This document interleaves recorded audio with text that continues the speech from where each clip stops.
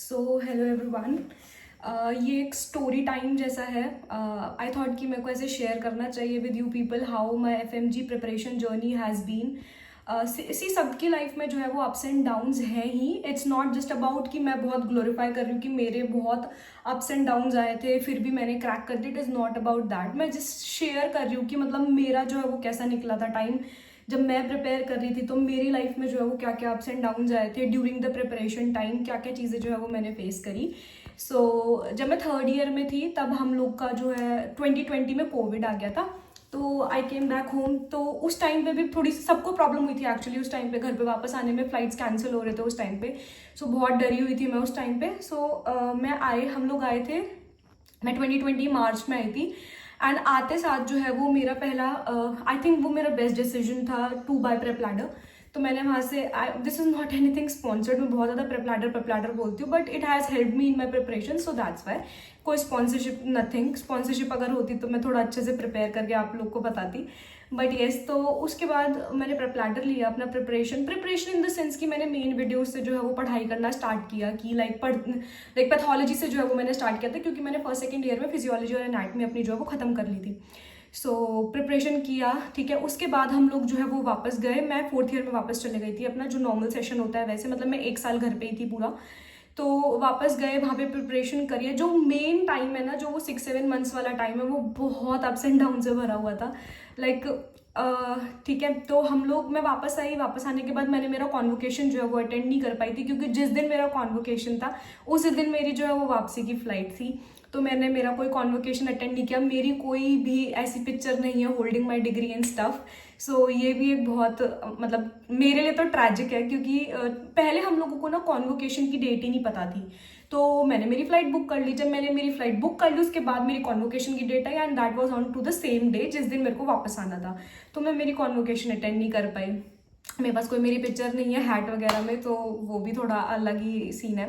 मैंने सोचा था कि मेरा जब एग्जाम क्लियर हो जाएगा I will put that picture, ऐसा खिंचवाऊंगी एंड स्टफ, बट नहीं है वो पिक्चर मेरे पास। फिर मैं वहाँ पे से वापस आई। आते ही साथ I was studying all through. मैंने कभी भी बीच में ब्रेक लिया ही नहीं था। पढ़ाई से तो कभी भी ब्रेक नहीं लिया। इनफैक्ट मेरा अभी ब्रेक चल रहा है पढ़ाई से। तब मैं वापस आई। वापस आने के बाद अपना गौतम नगर चले गई थी मैं। Worst place to be in. वहाँ पे जाने के बाद जो है, जैसे मैं कभी भी लाइक मैं घर पे आना मैं बहुत अवॉइड किया है। वो 6-7 मंथ्स की प्रिपरेशन टाइम में तो बहुत ही ज़्यादा अवॉइड किया मैंने घर पे आना। मेरा बिल्कुल मन भी नहीं करता था घर पे आने का। हर टाइम ना दिमाग में वो चलता रहता था कि बस एग्जाम क्लियर करना है, एग्जाम क्लियर करना है। हर टाइम बस दिमाग में वही रहता था मेरे को। मैं आई थी रक्षाबंधन के लिए, घर आई थी मैं अपने। वो भी एक ही दिन के लिए। तो we went to our nani's house. तो मेरी नानी ना बहुत ज़्यादा ना खास बहुत रही थी उस टाइम पे, है ना। मेरे को ऐसा लगा कि आप इतना खास क्यों रहे हो यार। मतलब मेरे को थोड़ा अजीब लगा, थोड़ा सा वियर्ड लगा मेरे को। तो माई सिस्टर टोल्ड मी कि इनको ना कुछ ब्रेस्ट पे है भी, तू देख। तो मैंने देखा। Her nipple was completely deviated and she was coughing a lot. मेरे को लगा कि लाइक मेरा पहला इंप्रेशन ये था, जैसे हमने सर्जरी की बुक्स में पढ़ा हुआ and stuff, that was CA breast. I was pretty much sure. पहले तो मेरा और मेरी मम्मी का, हमारा तो दिमाग ही घूम गया। लाइक हम वी पीपल वर लाइक कि भाई क्या हो गया ये। क्योंकि मेरी नानी की एज यार शी इज़ 80 नाउ। तो हम मतलब बहुत ज़्यादा ऐसे डायलेमा में थे कि अब करना क्या है, मतलब कि हमें समझ में ही नहीं आ रहा था कि करना क्या है। सबसे पहले तो हमने उनका चेकअप करवाया, उनकी बायोप्सी करवाई। दैट वॉज कैंसर था, DCIS था उन्हें, ठीक है। But the good news was कि वो कहीं पे मेटास्टाइज नहीं हुआ था अभी तक। Not even in the auxiliary lymph nodes, अभी तक वहां पर भी नहीं गया था। तो हम लोग वी वर लाइक, और वो हाइपरटेंसिव है from a very long time. अब हमारे पास सिर्फ दो ही चॉइसेस थे। This was all going when I was in my preparation phase, है ना। I have never share this stuff and all. आज स्टोरी टाइम है, सो आई एम टेलिंग यू। तो फिर हम लोगों ने जो है उस टाइम पे एक बारी के लिए तो we were like broken and shattered कि अब मतलब करना क्या है। बिकॉज उनके जब हमने स्टार्टिंग में CT करवाया तो उनको प्लूरल एफ्यूजन आ रखा था पूरा। उनका ब्लंटिंग ऑफ CP एंगल सब कुछ हो रखा था, मतलब प्रॉपरली बिल्कुल। उनका जो राइट लंग था, क्योंकि उनको राइट ब्रेस्ट के अंदर था, तो उनका राइट लंग कंप्लीटली कोलैप्स्ड था। That's why she was coughing allot.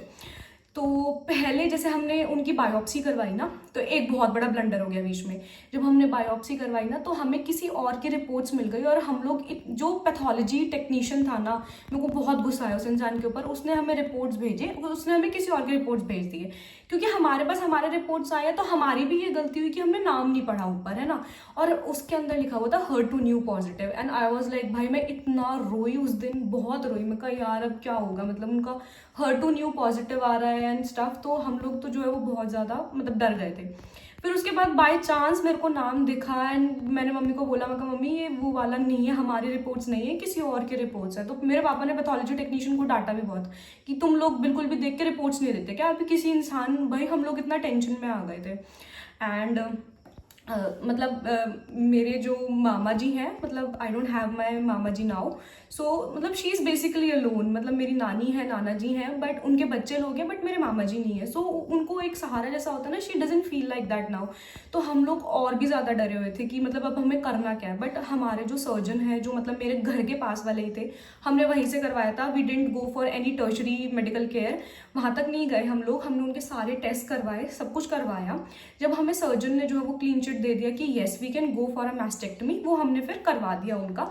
And वो फिर जो है वो उनका 1-1.5 महीने बाद हमने ऑपरेशन करवा दिया था, then she was fine. But वो जो 1-1.5 महीने का पीरियड था ना, वो सबसे ज़्यादा चैलेंजिंग टाइम था पूरी फैमिली के लिए। पहले तो उन्हें पहले उनका ऑपरेशन करवाना, फिर जो पोस्ट ऑप होता है वो और भी ज़्यादा प्रॉब्लमैटिक होता है। मतलब उनके साथ एक तो she is already so old and frail, तो बहुत बहुत डिफिकल्ट टाइम निकला है। ऑल्दो मेरी मदर ने और मेरी सिस्टर ने जो है वो बहुत ज़्यादा उनको वो किया है, बट मतलब हम सब ही कहीं ना कहीं जगल कर रहे थे।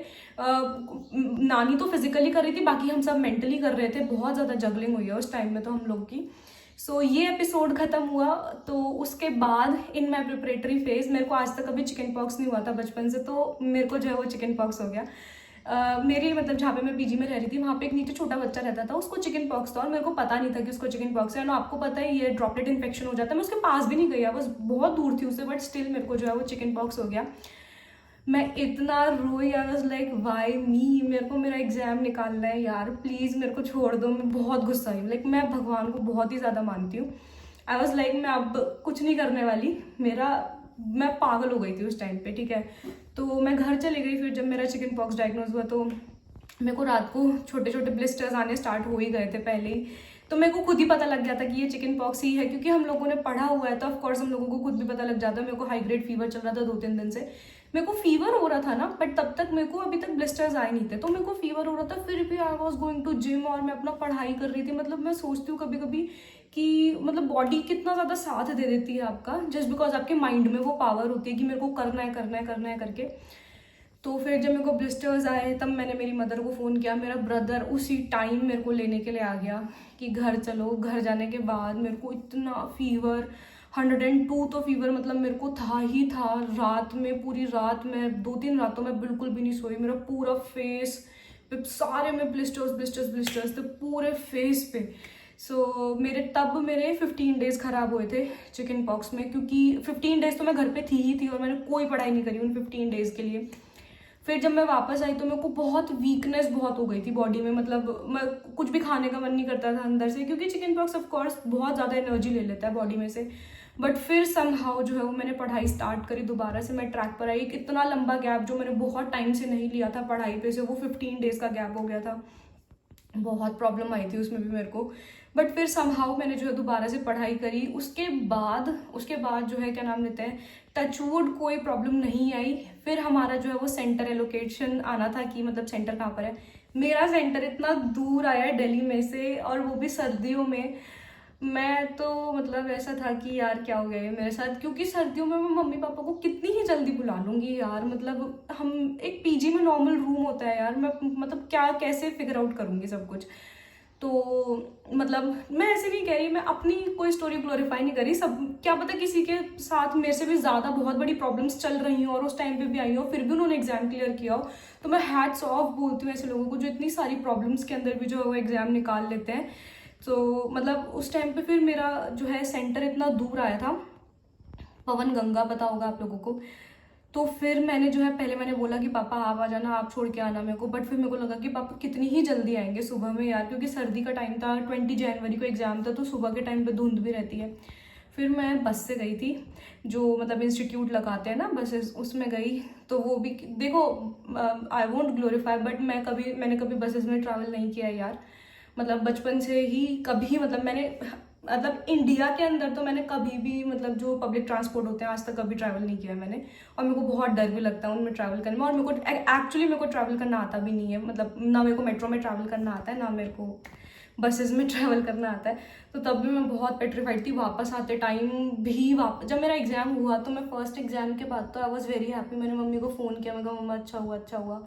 सेकंड वाला एग्जाम देकर आई तो आई वॉज क्राइंग कि मेरा नहीं होएगा, मैं बहुत रोई। फिर मेरे पापा अगले दिन ही मेरे को घर ले आए थे, एंड ही वॉज लाइक कि अब तू चलकर, जो होना था वो हो गया। मैं कहा पापा या तो फेल होंगी या 200 पार आएंगे, इसके अलावा मेरे को कुछ नहीं पता। तो उसके बाद फिर उसके मतलब ये पूरा मेरा जो है वो रहा है, जो प्रिपरेशन वाला फेज़ है ना, उसमें बहुत अनएक्सपेक्टेड टर्न्स आए हैं।